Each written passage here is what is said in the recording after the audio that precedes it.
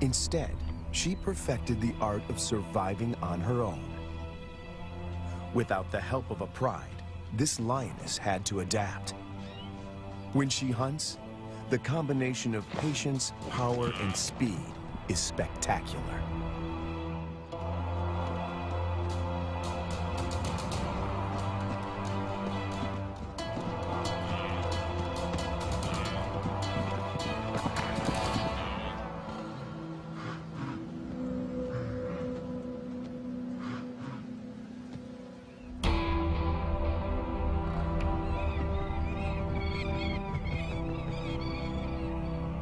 This female is about 6 years old when she steps into the viewfinder of Herbert Brauer, a wildlife cameraman.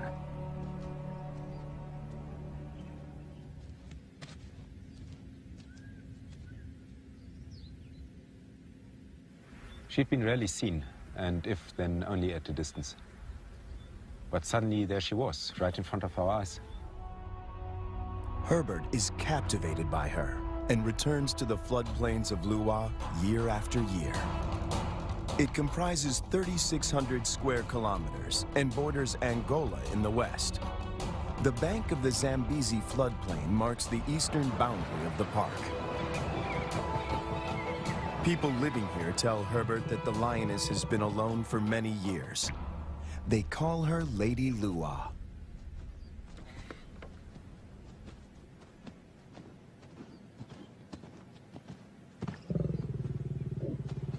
When she rolls for him, a bond develops between them that will have far-reaching consequences. There was one thing, though, that she could not overcome, and that was her isolation. It took me 3 years of filming here on the plains, though, to understand how lonely she really was. At night, she follows Herbert into his camp.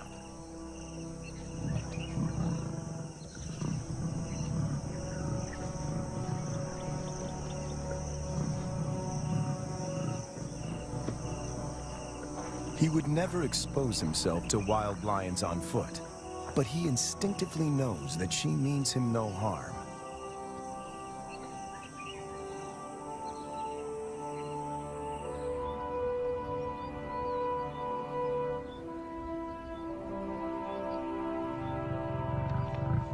It is true that female lions can survive on their own, but they only thrive as members in a pride.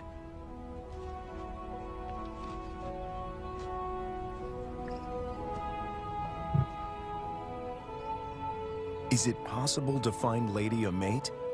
And could they produce cubs and form a new pride? These are the burning questions facing Herbert and experts at African parks.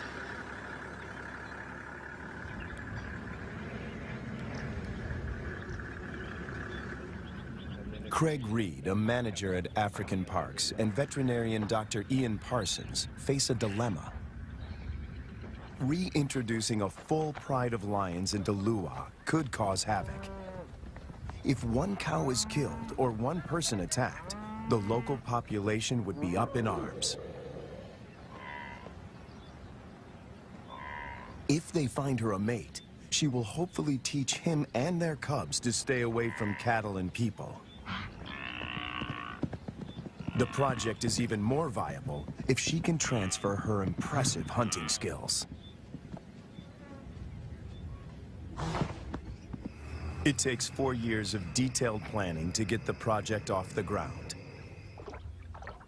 Lady is now collared to keep track of her movement. The average age of a lion in the wild is 16. She has about 6 years to produce a litter.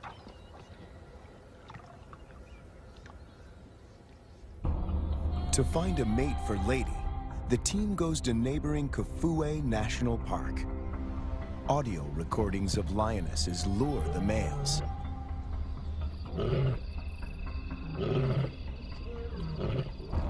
Wildlife vet Dr. Ian Parsons darts 2 males. As a coalition, they stand a better chance to survive the trauma of a translocation. The big question on everyone's mind is whether these 2 males will bond with Lady. If they do bond with her, she might be able to teach them how to keep a low profile and avoid the villages.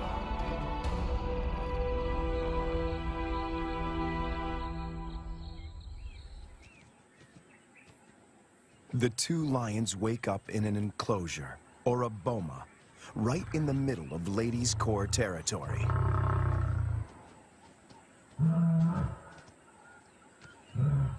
One of the males is 3 years old, the other a bit younger. Lady is almost 8 years their senior. The age gap is intentional. Older lions might not submit to Lady's authority. Hopefully, these youngsters will.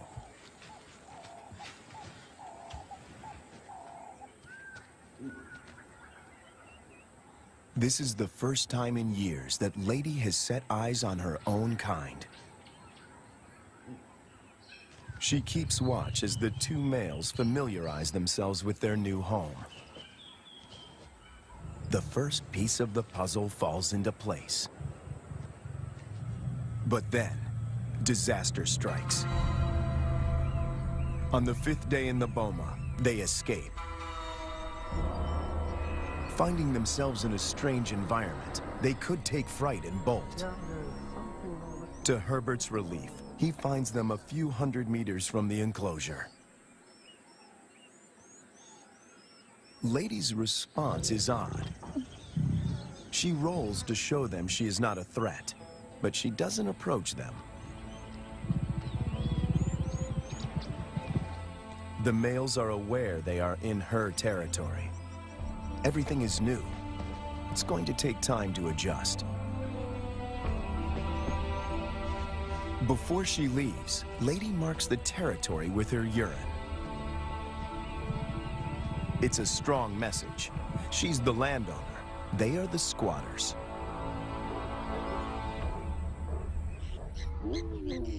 And then she leaves them. The presence of 2 new lions in Lua has a huge impact on the local residents. It's not only villagers that are now at risk.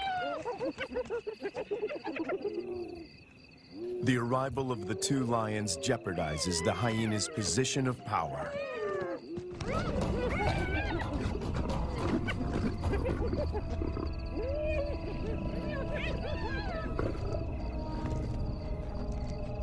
Together, they make a fearsome team. Only the younger of the 2 wears a collar, as they are almost never apart. The acid test is to see whether they will mate with Lady or leave her to seek other females. It's a precarious start, but the journey has begun.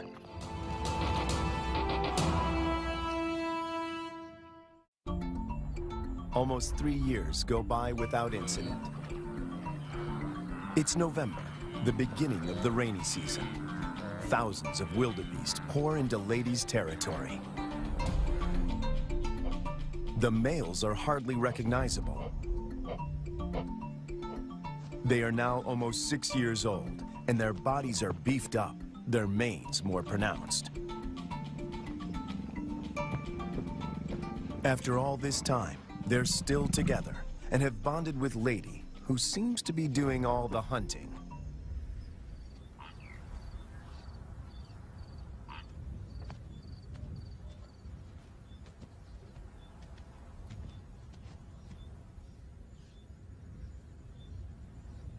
She targets wildebeest, almost twice her size.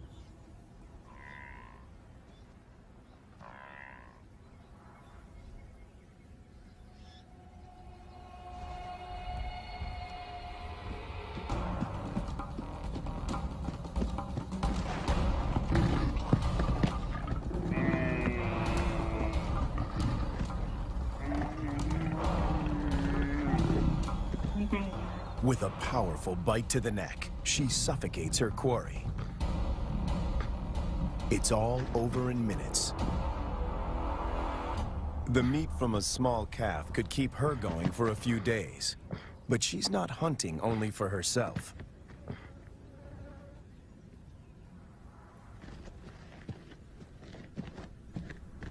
As the most experienced hunter in this trio, she is happy to share her kill.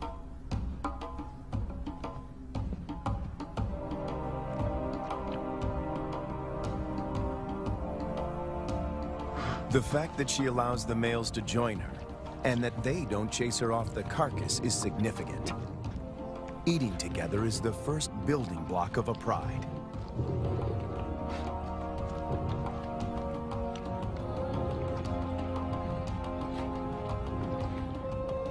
Her reward is companionship. The males get the lion's share of her kill. They gorge themselves and can eat up to 1/4 of their own weight in one sitting.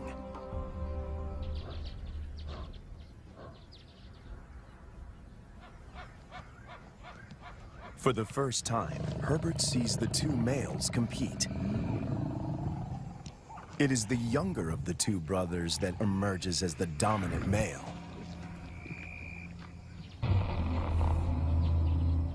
He's the one that follows her when she's in estrus.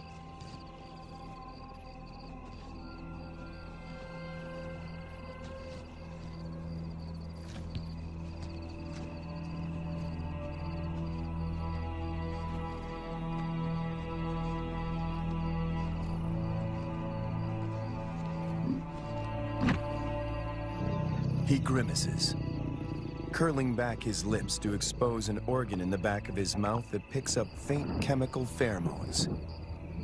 He can smell that she's in heat.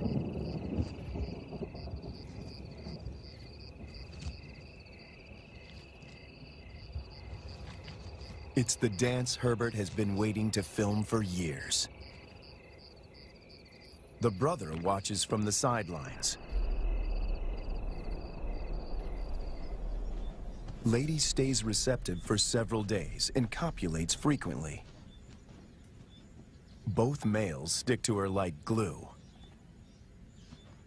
They won't fight over her. As members of the same coalition, they come to a gentleman's agreement. If the dominant brother tires, the other might get a chance to mate as well. Now she rolls, not to greet Herbert, but in submission.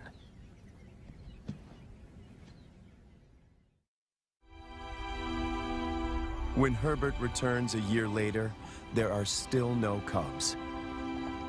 It's a huge disappointment. Lady is now almost 13 years old, and Herbert and the team must consider the possibility that she is infertile.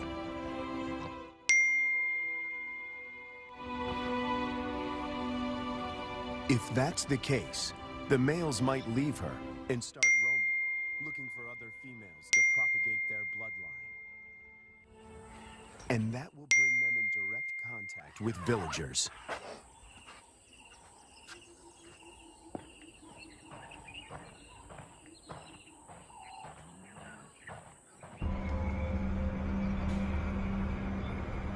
The team decides to import 2 young females.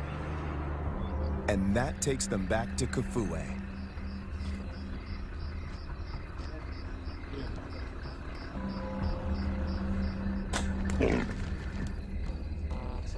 Again, the team faces a dilemma. If the females are too old, they might injure Lady or drive her out of her territory. Too young, and the males might kill them.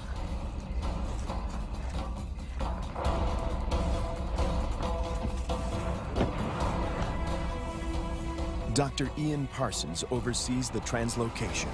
We need some water just to keep them cool while we're traveling. All right, antidote. That's not very fast acting. Takes about 15 minutes to work.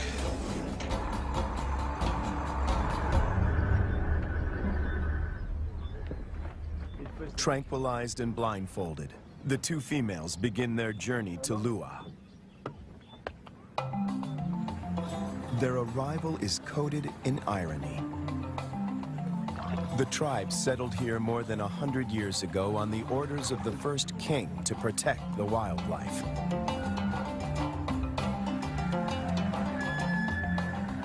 But many of them have never seen a lion. And yet lions have always played an important part in the biodiversity of Lua. African Parks aims to restore the imbalance. But this is only possible if Lady remains the central character. She has to teach the new arrivals the lay of the land, and teach them to keep away from villages. The question now is whether she can transfer these skills in time. The two lionesses are collared with radio transmitters before being released into the enclosure.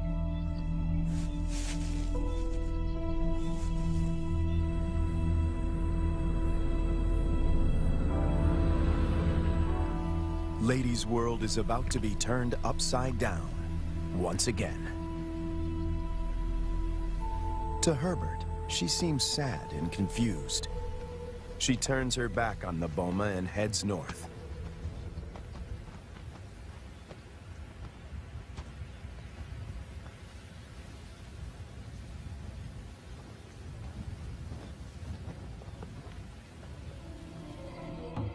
The males, on the other hand, are very interested.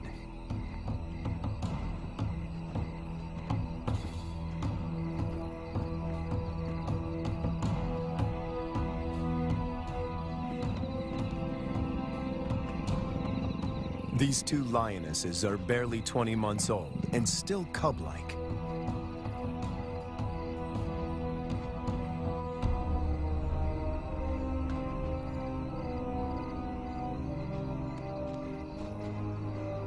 Male lions are known to kill cubs they haven't sired. No one knows how this will play out.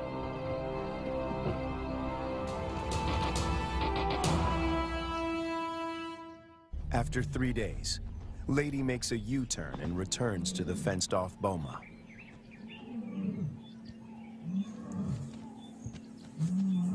The two young females respond to her calls.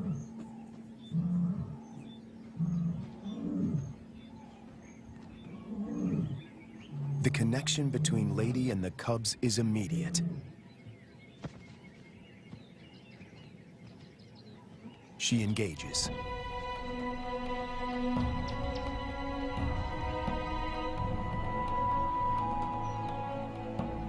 Cats are vulnerable when they expose their undersides. When they roll, they express submissiveness.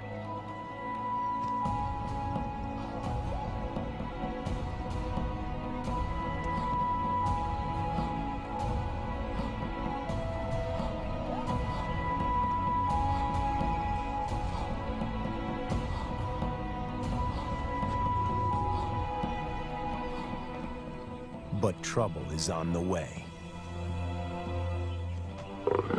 Lady's body posture changes. She knows that the males could attack these new residents.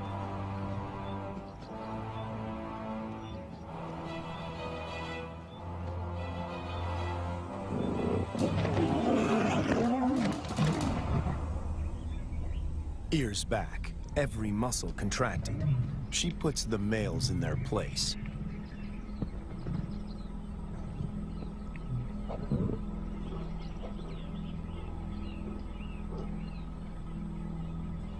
Four cats now crowd her space, after years of solitude.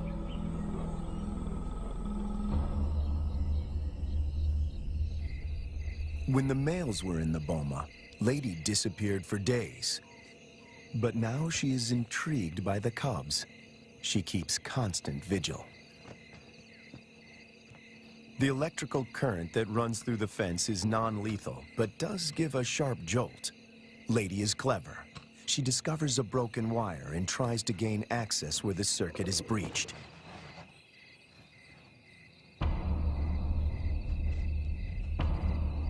The males are perturbed by the new arrivals.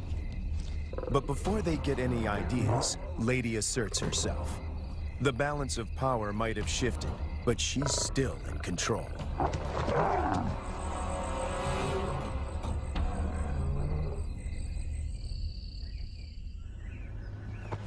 After 5 weeks in the boma, the team feels the young females are ready to be released. Not sure how the males will react, they lure them away with a fresh carcass.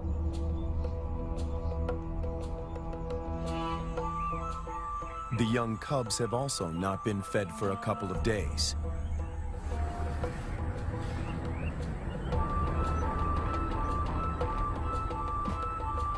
When the gates open, a new chapter begins.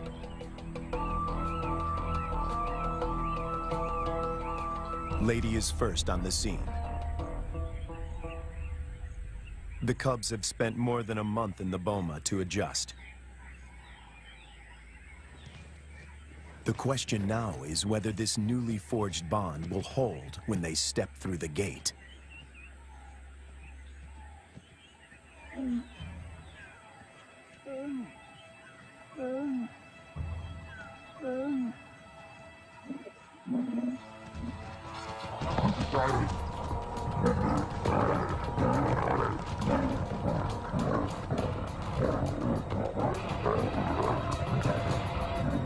The first encounter turns into a catfight. But it is more show than anything else. If Lady wants to kill these cubs, she can do so in the blink of an eye.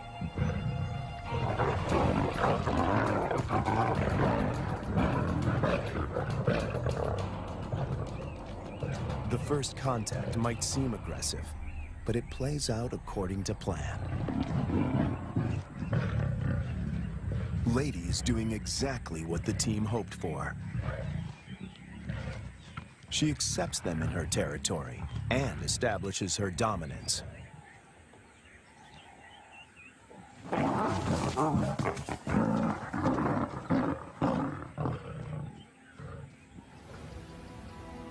The landscape of Luwa now looks very different from the days when Lady followed Herbert to his camp. Now 2 young and subdued females follow her. But Lady is not used to having an entourage. She's not at all familiar with the dynamics of a pride.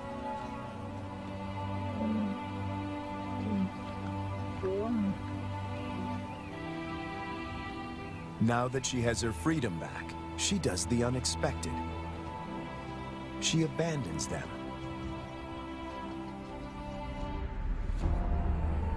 The 2 young females now find themselves in a new and unfamiliar environment swarming with hyenas. Since their release, the young females stick together.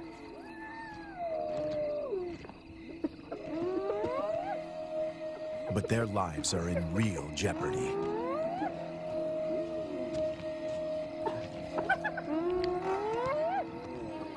Hyenas can kill lonesome female lions, and tonight, they face a growing mob.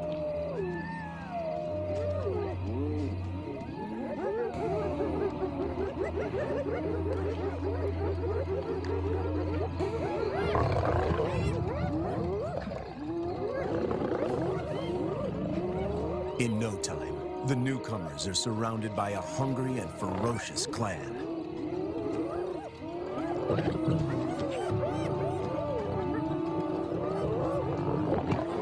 They stand their ground, but the noise attracts a far more dangerous adversary, the males.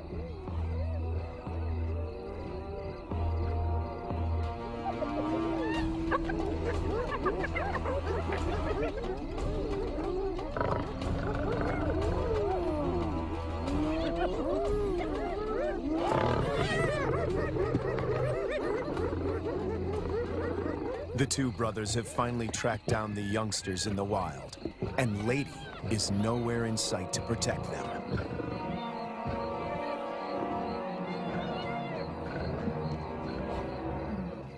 The hyenas know what's good for them.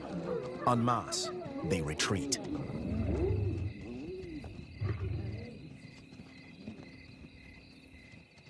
This is their first encounter with the males outside the boma. Anything can happen. The brown-collared female is first to bolt. The white collar is cornered before she can escape.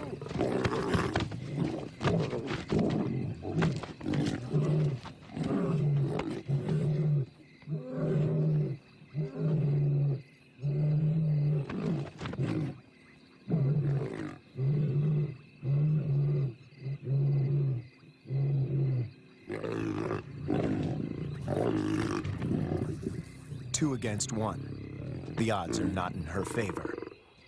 But her assertiveness could be her saving grace.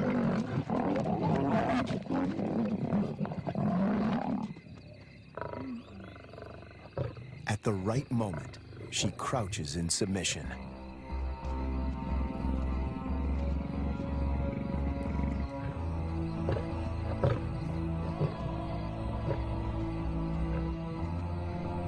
The encounter with the males is a frightening experience for both young females. They split up. Separated, they are now more vulnerable. Danger looms for both of them.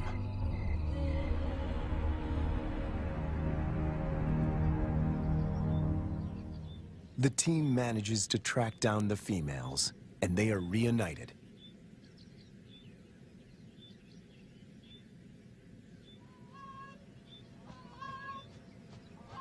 It takes months before they settle down. But little does Herbert know that he is filming them for the last time.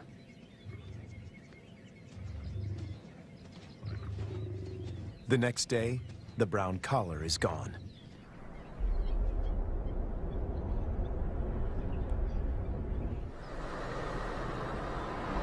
Craig Hay heads up one of the search parties. All eyes are now on finding the brown-collared female. Some of the farmers have seen her in the vicinity. Her life is in real danger. Poaching is rife here. And then, their worst fears are confirmed. It's an air. A faint radio signal comes from a pond.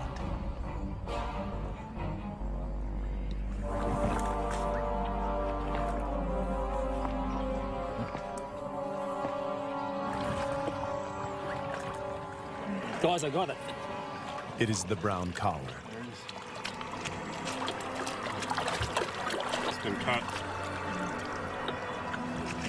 Yes, been cut with a sharp knife. It's a definite cut.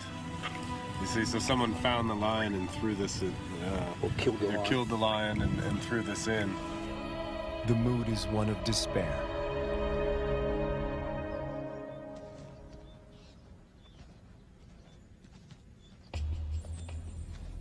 To complicate matters, the female in the white collar turns away from Ladies' Corps territory and begins walking in a northwesterly direction towards Angola. Even if she survives, in time, she will outgrow the collar and suffocate.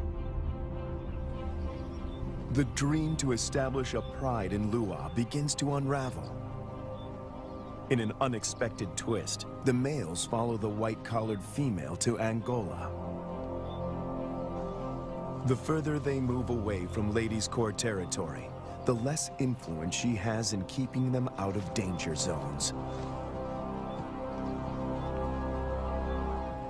A rescue mission is launched to find the white-collared female and the males before they cross the border. Dr. Matt Becker, who runs the Zambian Carnivore Project, joins the search party.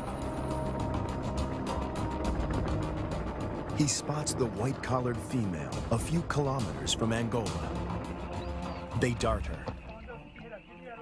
But she runs into the reeds and almost drowns. She's breathing really well. It's a close shave. It's now 10 to 6. We have 40 minutes. Make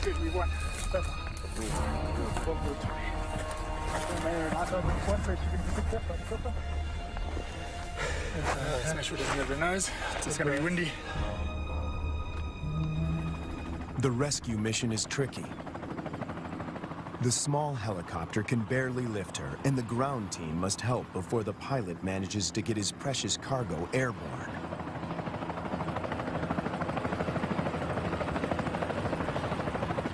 The males have slipped off the radar, and the team hopes they will turn around on their own accord.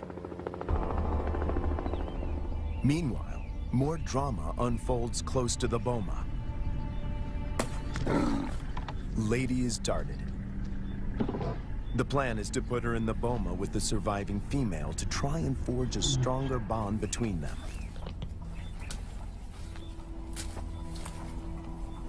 It is the most difficult decision the team has had to make until now.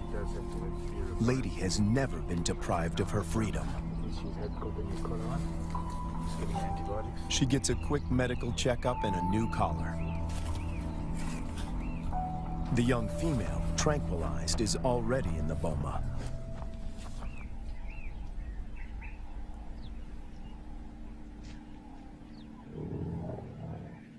No one knows how Lady will behave in captivity.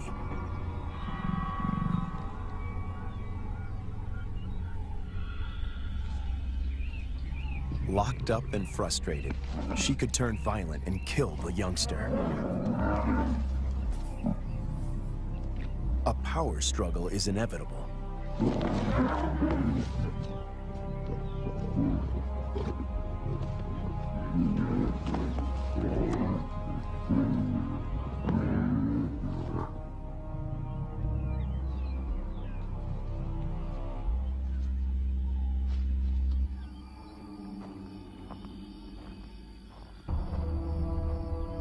More bad news. One of the males crosses the border and is killed by cattle farmers in Angola. Of the 5 lions, now only 3 remain. Would this be enough to start a pride? No one knows for sure. Lady, when she recovers from the anesthetic, is extremely agitated. She is on the wrong side of the fence and she can't dig her way out.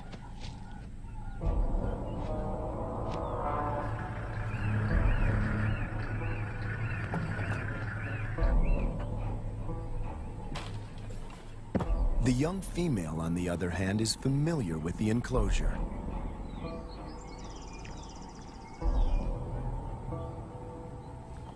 This puts her in a strong position to assert power and seize authority.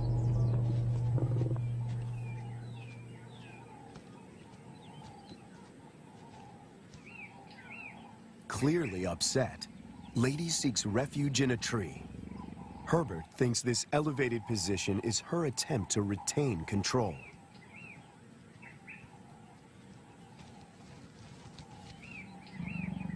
Hunger eventually tempts her down.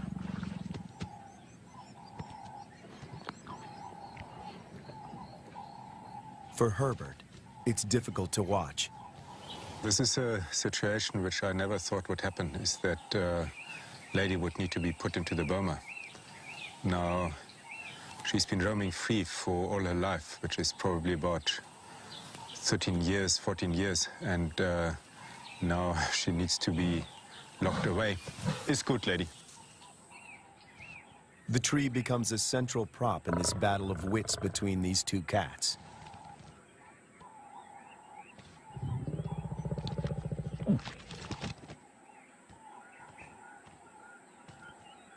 The young female catches on very quickly. She is lighter.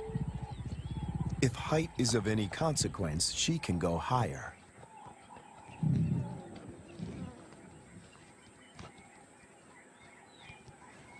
From her elevated position, the young female spots the surviving lion. He is just returning from Angola, alone. It seems as if every breakthrough in this project is shadowed by a new set of problems. The 2 brothers formed a strong coalition. They made this territory their own and for 4 years managed to stay out of trouble with the villagers.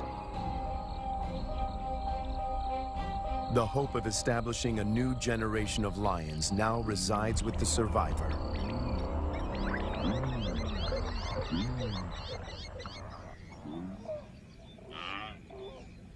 Lady and the young female emerge from the boma after 7 weeks. The outcome of the bonding exercise is disappointing. They split up. Lady doesn't want another cat on her tail.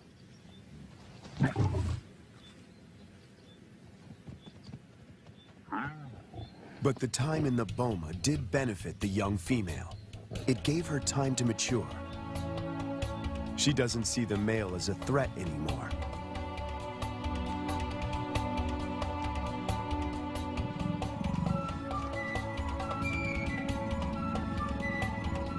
There is an explanation for her playful behavior. She is an estrus. Lady is excluded from this courting ritual. After all the turns and twists in this complicated plot, she finds herself once more alone.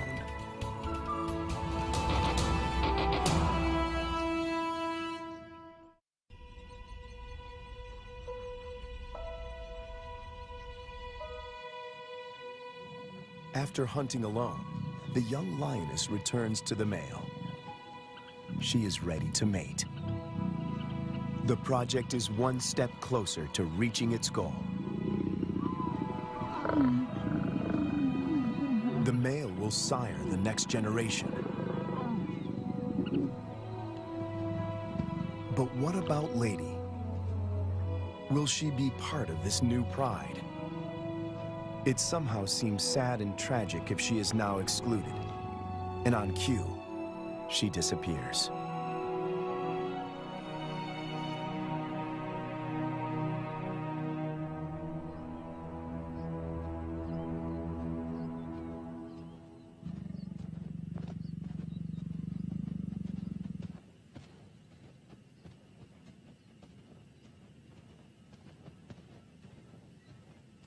The male now follows the young female when she hunts. To feed both of them, she must target bigger prey.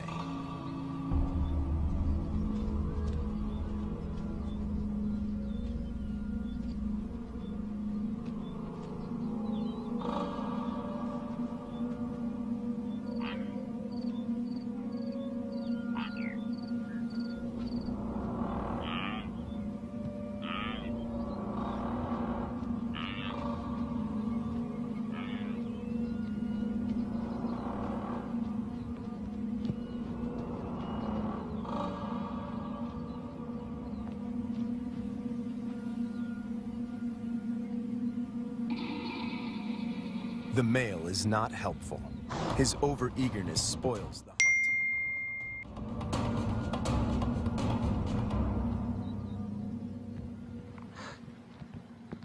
Herbert is about to accept that this Regent King and the young female are now the major players in this drama, when Lady suddenly reappears.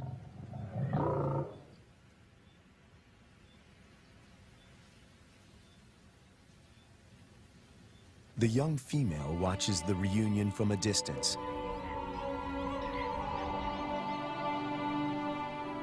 Over many years, Herbert and Lady somehow learn to recognize and respect each other's intentions.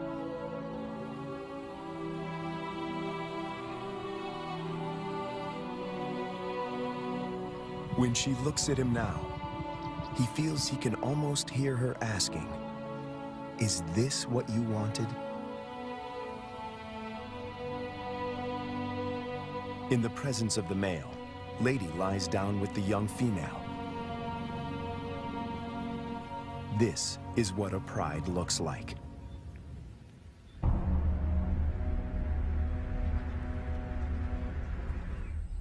After so many years, all the effort and energy that went into this project seemed to pay off.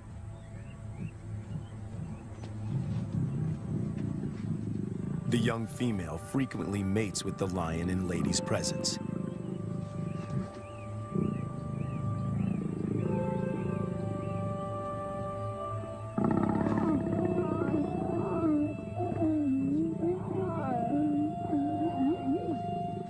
Females are the cornerstone of prides.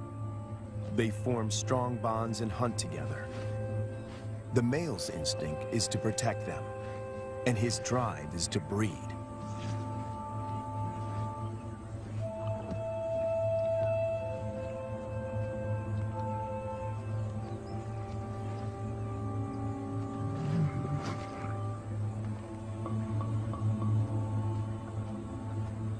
But a female in estrus that leads to mating is not a guarantee that this new pride is stable and secure.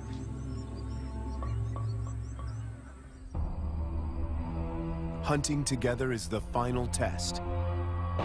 And then it happens. The young female takes the lead. Lady follows. This is certainly a new development. And the outcome is swift and lethal.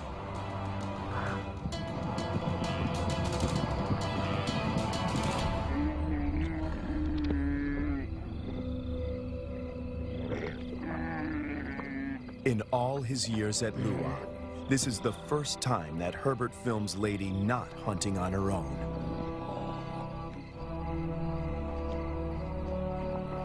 When the male joins them, the circle is complete.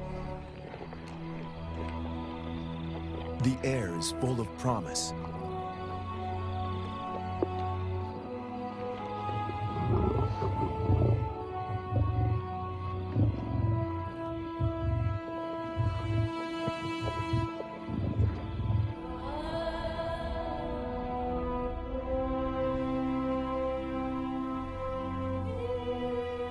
Lady remains the central force and protector of this new pride. She may not give